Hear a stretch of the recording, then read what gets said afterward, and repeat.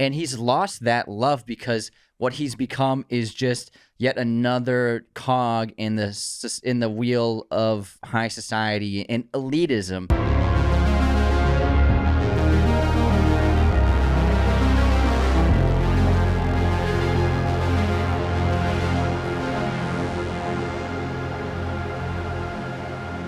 Hello, movie friends. Welcome back to the show. Today, we're reviewing the excellent dark comedy, The Menu, starring Ralph Fiennes, Anya Taylor-Joy, and Nicholas Hoult. This is one of my favorites of the year. I think it might have snuck into my top 10. I really enjoyed it. I love rated R movies that make me laugh, but also make me squirm at the same time. And I think this both did that.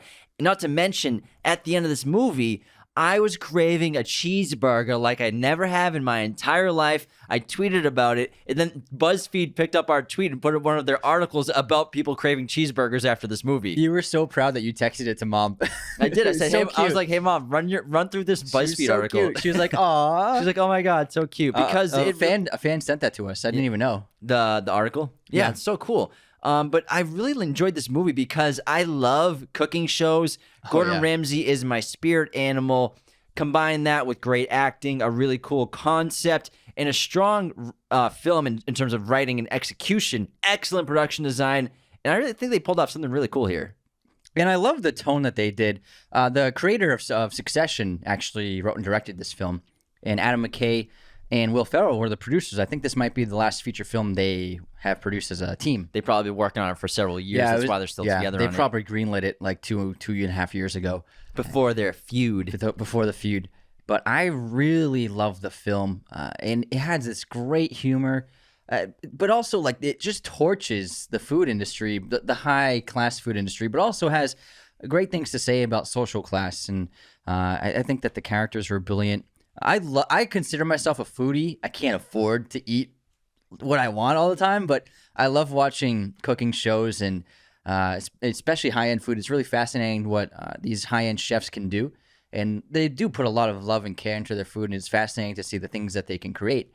But also, it can get a little ridiculous with like these tiny plates with super small portions, and there's always it's still a little too artistic. And I like Anya Taylor-Joy's character. She's great. She's like I'm kind of a blend between her and Holt. I feel like I'm in the middle of them too, of like liking it, but also thinking it's kind of like BS and not really food. But I loved how they teased this kind of industry, and because it is a little ridiculous to charge like $300 for a meal. I mean, it's absurd, but also it's an exclusive thing. Only a small number of people can afford to eat like this, and I like how the film plays with that idea. Yeah, a great strong theme of social class, of the working class versus the wealthy class, the upper class. There's a social hierarchy at play here, servers versus people paying for that service. And The Menu was directed by Mark Mylod, written by Seth Reese and Will Tracy. It's about a young couple who traveled to a remote island to eat at an exclusive restaurant where the chef has prepared a lavish menu with some shocking surprises. IMDb has this at a 7.5 right now, but that's only 6,000 reviews. Rotten Tomatoes, it is an 89% critic score, 78% audience score, so well received by everybody, all audiences. Box office, this has so far pulled in $35 million at the global box office on a budget of $35 million. And if you're wondering where that money went to, it went to, I'm sure, the cast, but also the production design of this movie, which is really astounding. And I'm sure having the like actual chefs and preparing all these dishes and some of them fake cost a little extra money. I'm sure the food costs quite a bit to actually make and photograph. But yeah, the sets are great. There's only a few sets, but they're really well designed. And there's actually There's 2 sets of the whole kitchen because we learned that Chef Slovik actually lives in a exact replica of the kitchen and dining room, which I found so interesting. Really fascinating character for the chef. Because what I loved about the movie is I kind of knew what I was getting into walking into it. A little bit, yeah. I seen the trailer. The trailer showed us what was going on, but there was still a lot of mystery. Like when things started rolling, I'm like, why? I was like, everyone's gonna die tonight, but why? But why are they here? And I loved the slow reveals of why people were there. I loved how Chef Slovik was just taunting these people. I loved his interactions like with the food critic, and the food critics are great. We have the famous critic and her assistant who like run the editor of the magazine she writes for, and like he's agreeing with everything she says, and she seems like she's like such a know-it-all, and so harshly judging things, and I love how he can hear what everyone's saying, and people like it's like people, I think they're kind of poking fun at like people in high society and higher class, like they'll talk shit about someone in the same room, like as if they can't hear them, even though he's only like 20 feet away, but she's like roasting his first few courses, and then he sends her the unmixed sauce, the separated sauce. He's like, I heard you wanted more, so I gave you a whole bowl of it. Really great moments like that. But the humor was sharp and biting. The cinematography was very nice. The cast is really terrific. I think that Nicholas Hoult really stole the show for me. He's always been a fantastic performer, but I hadn't seen his comedy really like this before, and he was cracking me up. And the audience, too. The audience is reacting to him really well the entire film because he has so many great bits, so many great reactions to things, so many great one-liners, and he's just like this aloof, blissfully ignorant kind of guy that has gravitated towards obsession of film, even though ironically, obsession with food, even though ironically he doesn't even know how to cook a simple meal himself. Now, let's set this movie up a little better because there's a lot of moving characters, a lot of moving pieces, even though we're really in one setting. So we have the main characters are Nicholas Hoult, who plays Tyler, and Anya Taylor-Joy, who plays Margot. Now, Tyler is obsessed with Chef Slovik, played by Ralph Fiennes. It's one of his best roles. It's kind of like a combination between like Eamon Goth and Voldemort in a lot of ways. But also there's a warmth to him. Yeah, exactly. Like when he talks about food and he's serving it, like you can see how pleasing it is to him. Now, Tyler is taking Margot, who we believe is his girlfriend, but I think we'll start right now. I'll say a spoiler warning for if you haven't seen this movie. We're going to start talking about this movie in depth. He takes Margot, who we think is his girlfriend, but we later find out she is an escort that he hired to take to this very exclusive restaurant. They don't know each other very well, but she's replaced his original guest that he was going to take there. And basically what is happening is these very wealthy people are paying an arm and a foot to go eat at the restaurant of Chef Slovik, who is a world-famous, world-renowned chef. And this is kind of like a very exclusive experience to go eat at his restaurant. $1,200 a head. Yeah, at his restaurant on this private island, funded by his funder of his restaurants and of his island. But this is basically, his restaurant is now this private experience where you take a boat, you go have this incredibly fancy, expensive, artistic, pretentious meal, and then you go home. However, something is different this time, where you obviously know the trailer.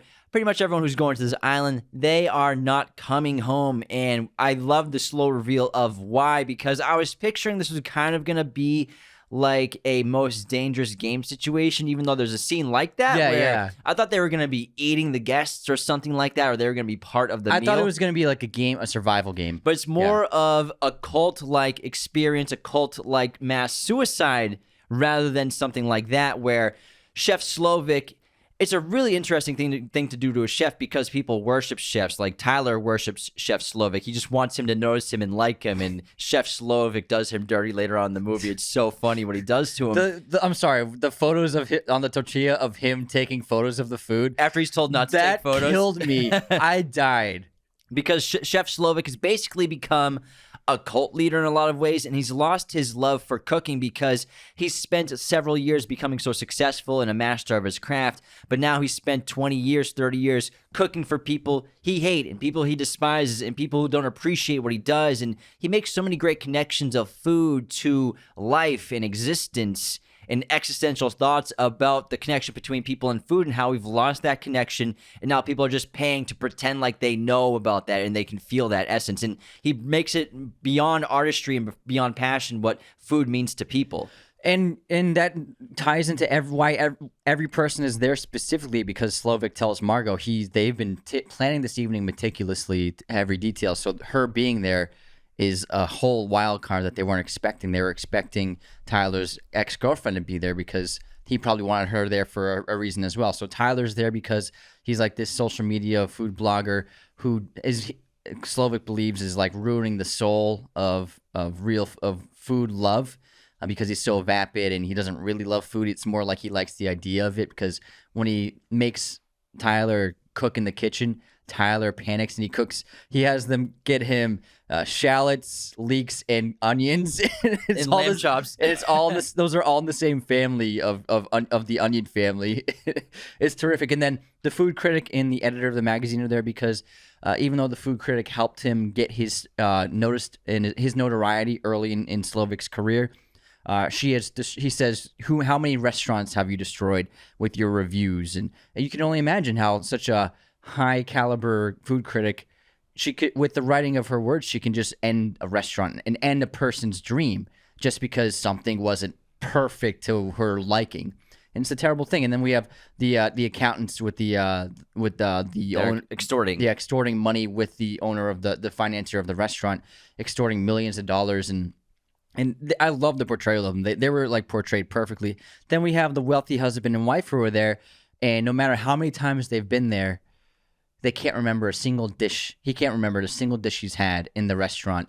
When Slovik asks him, just name one thing. Just name one thing. How many times have you eaten here? He couldn't name one thing. So this man doesn't respect the food that he's serving, and so I love how. And also the actor John Leguizamo is a great supporting actor in this as well because he made a movie that Slovik hated. That he had one day off in a year, a Sunday, and he decided to go to the movies. And he saw John Leguizamo's movie, and he hated it so much that he wants to kill him because of it. So let's explain why all these people are here. So those are descriptions of their relationship to like the food. But the reason why Slovik has specifically planned this event for these people is because they've all led to his wanting to kill himself and kill all these people through this perfect menu, and he's bringing them all here for a reason. The reasons are their pretentiousness, their like Anthony said, the actor who he didn't do anything wrong except act in a movie that Slovik hated, and it was like, it's my one day off, and you ruined it.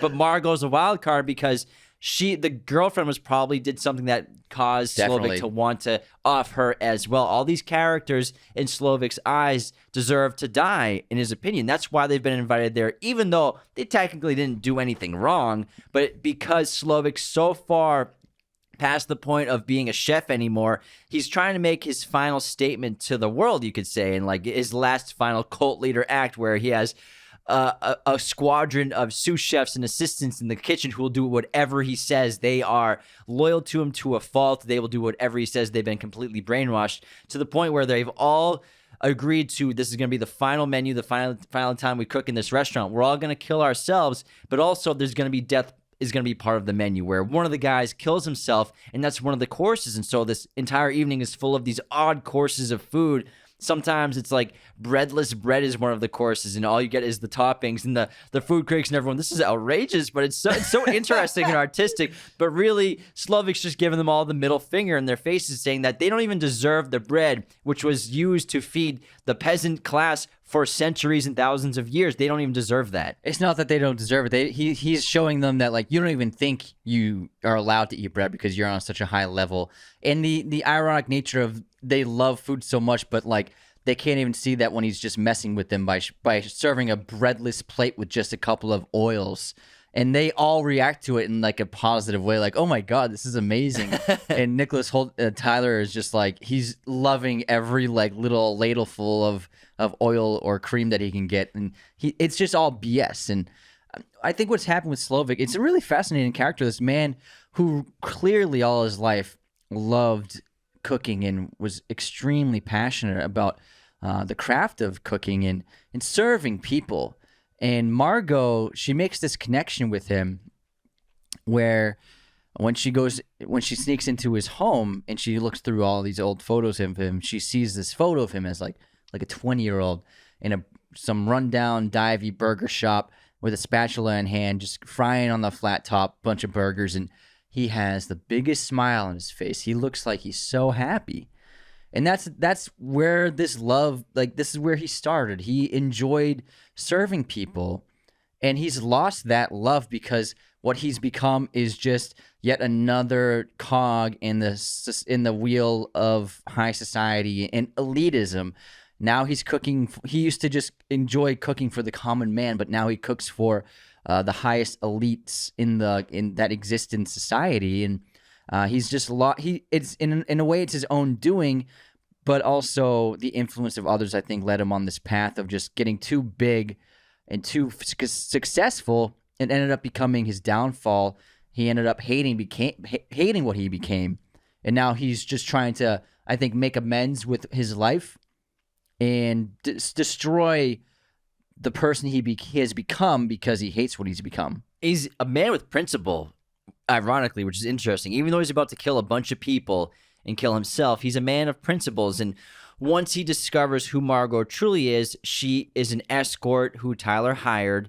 And so he questions her and tells her, you get to decide. Everyone here is going to die tonight.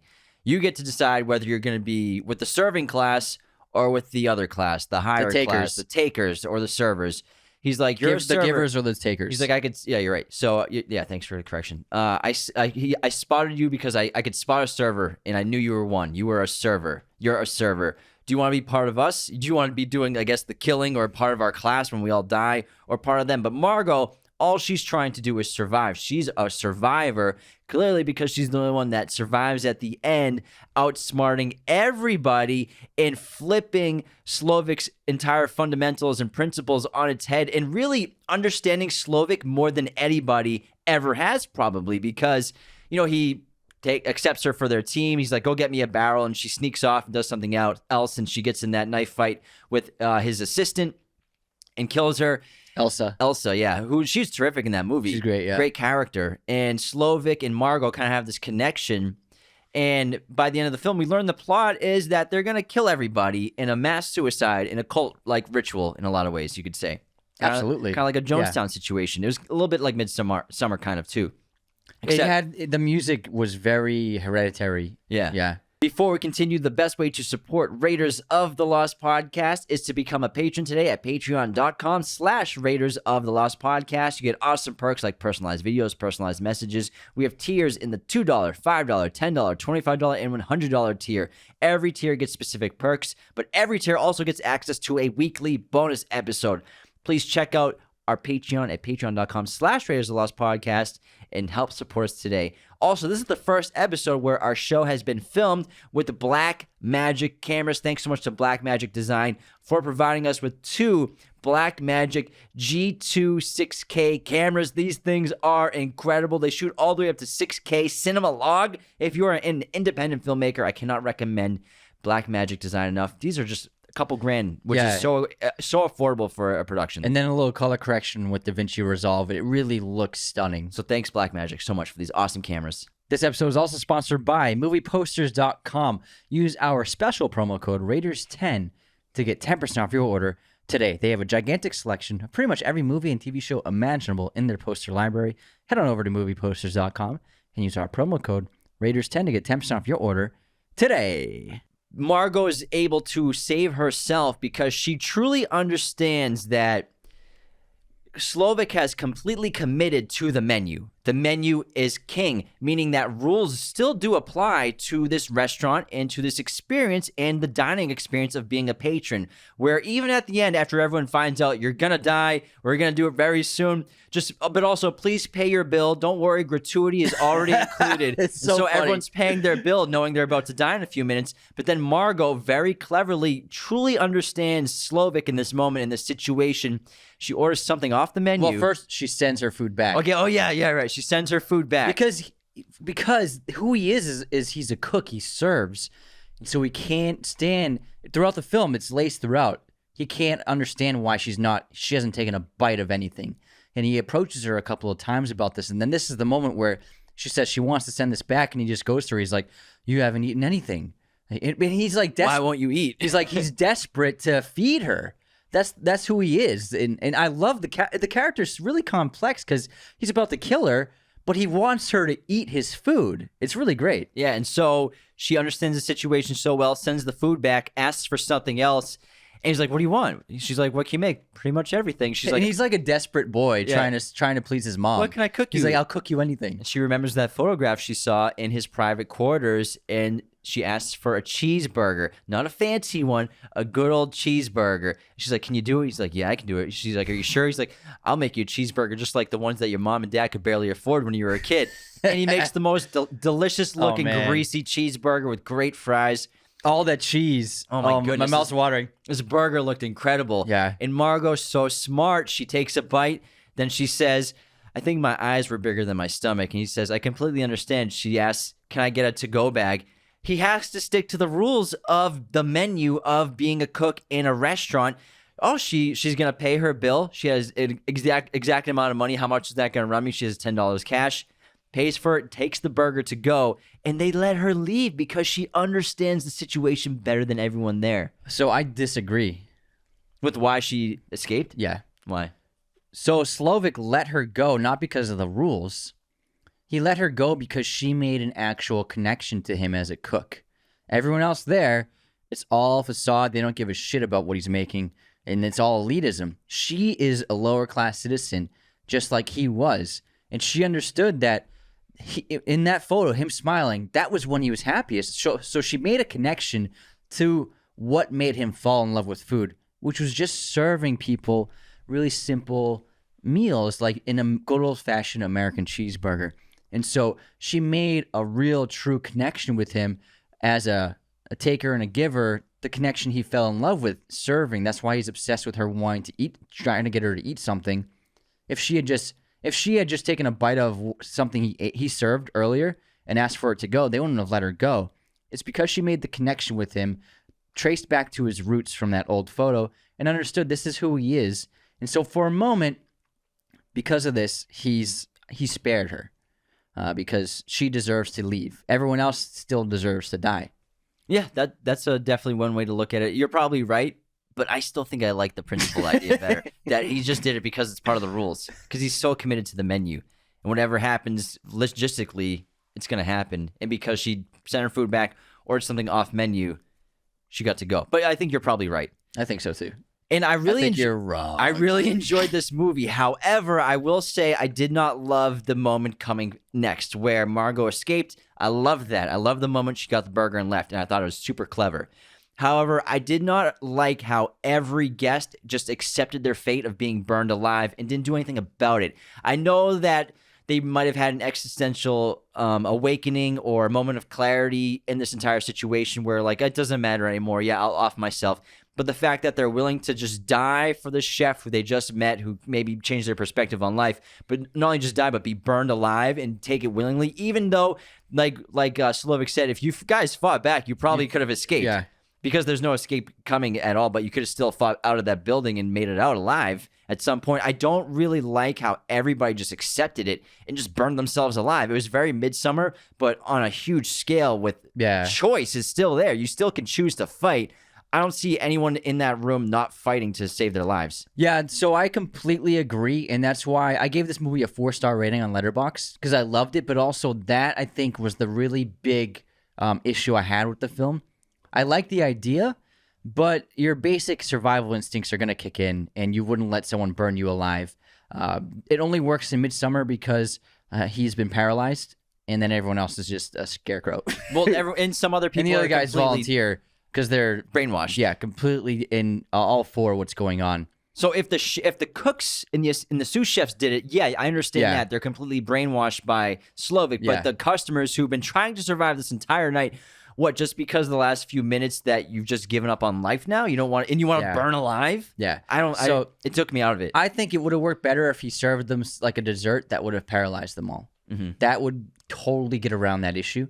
I think that's what they should have done, because I also felt the same thing where it looked cool and the music was cool and it was a good ending. And it's funny with the s'mores, the final dish, s'mores, marshmallows. But the fact that like none of them even shifted from their seats, it's just your natural instinct to survive, and fear would just overwhelm you and you would be rushing to get out of there.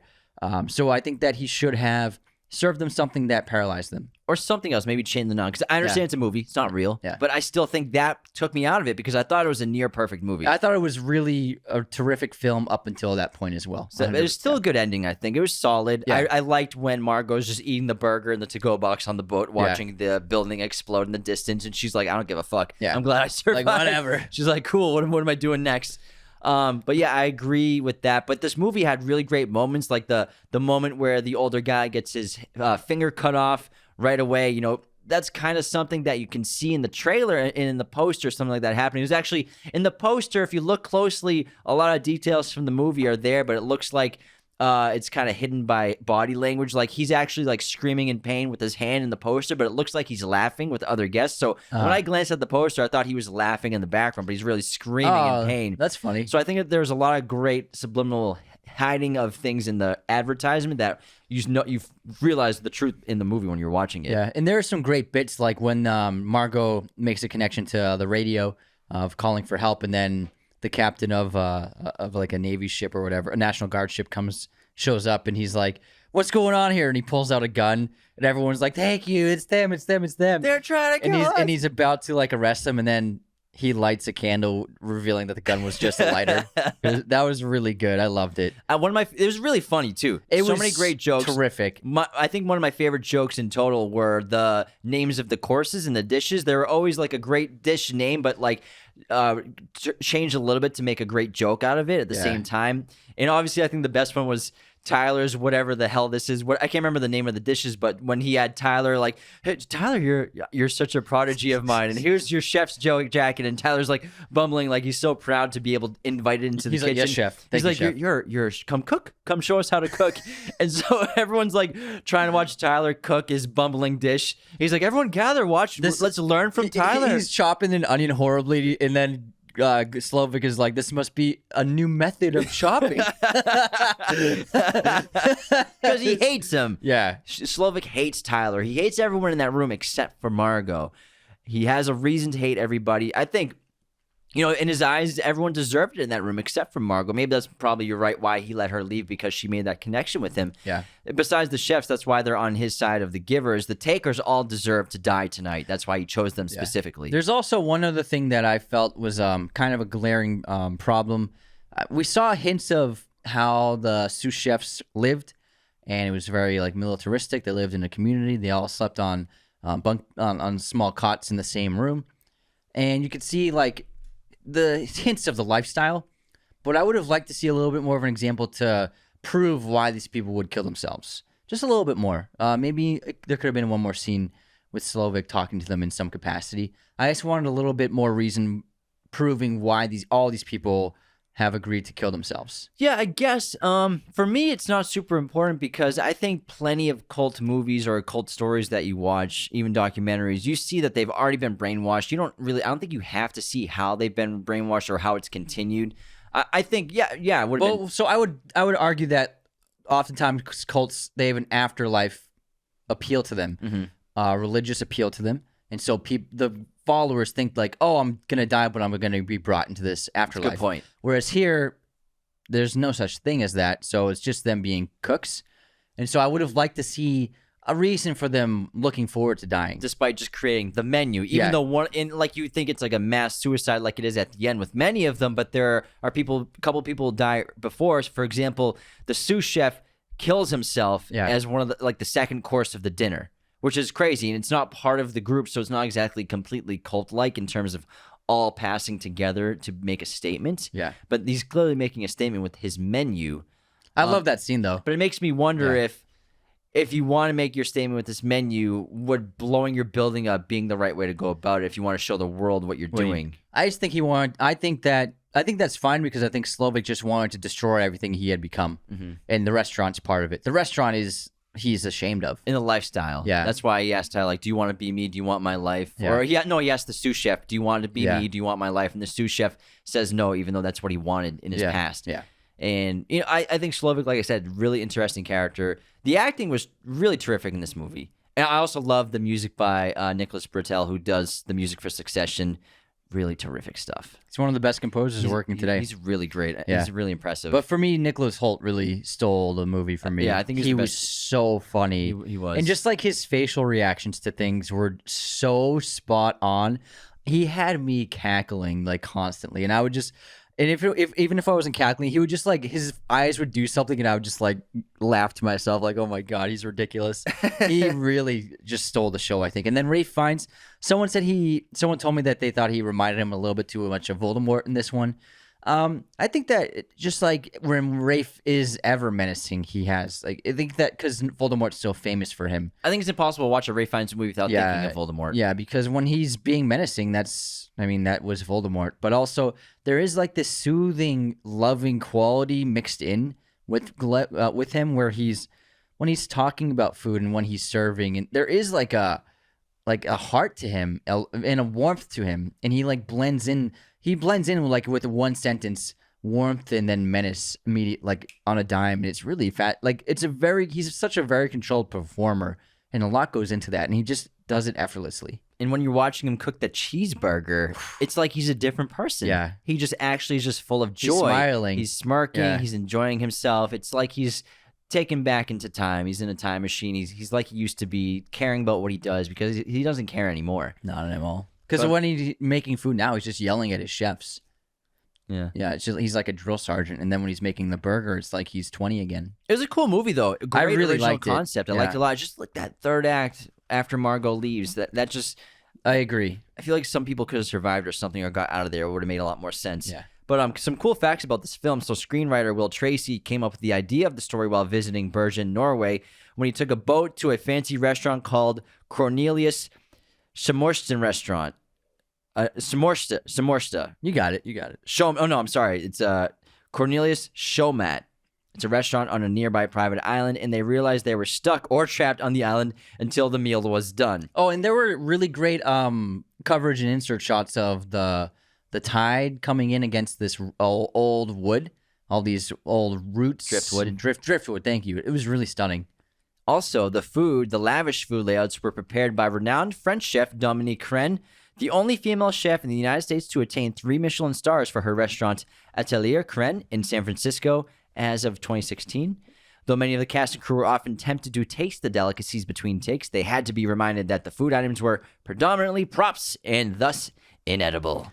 And Tyler, he said, what did he say? He says, "I've seen all of Chef's Table." Yeah, I've seen all Chef's Table 2 times.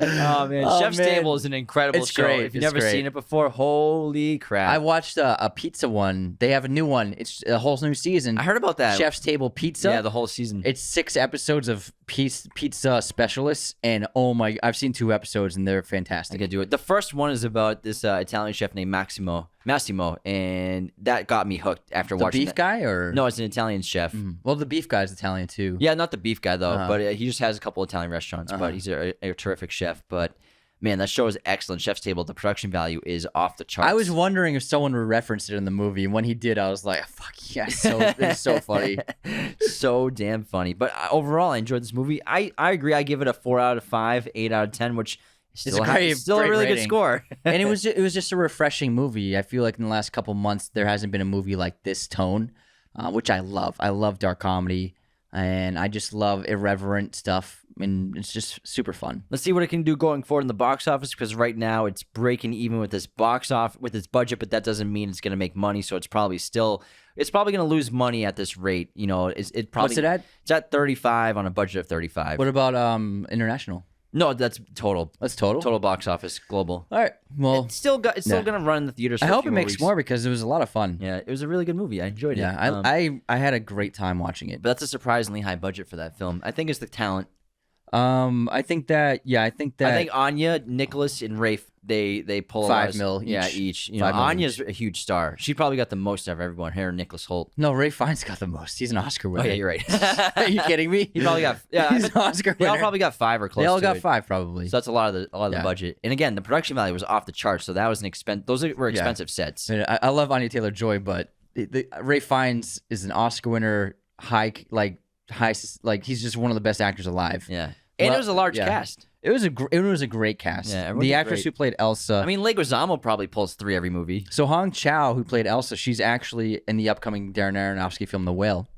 She's gonna be. She's one of the top 3 leads in that film. She's one of the leads. She's featured in the trailer for one shot, but apparently, I read an interview with Aronofsky and Fraser, and they had a lot of praise for her. She was great in this, but her character was just very emotionless. But she was very funny. Mm-hmm. So I'm curious to see her in The Whale. Mm-hmm. Can't wait.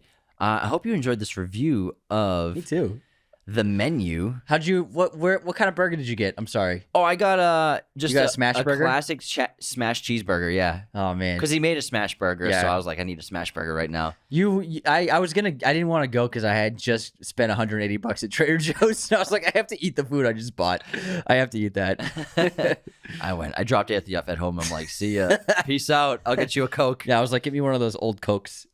Well, it's not old. It's just not brand. They have local soda. Yeah, local soda. It's not like a 10-year-old soda. Give me that ancient Coke. The older, the better. It's aged. But thanks so much for tuning into Raiders of the Lost Podcast. Become a patron today at patreon.com/Raiders of the Lost Podcast. And take care, everybody. See you next time. This episode of Raiders of the Lost Podcast was executive produced by our chosen one patrons: Luke Exelston, Tyler McFly, Darren Singleton, Anthony DeMeo, John Agraz, Becca Keene, Cody Moen, Benjamin Cook, Calvin Cam, and Chandler Johnson. Thank you so much for supporting our show. Raiders of the Lost Podcast is a mirror image production. Sound mixing done by Jacob Kossler. Opening music by Chase Jackson.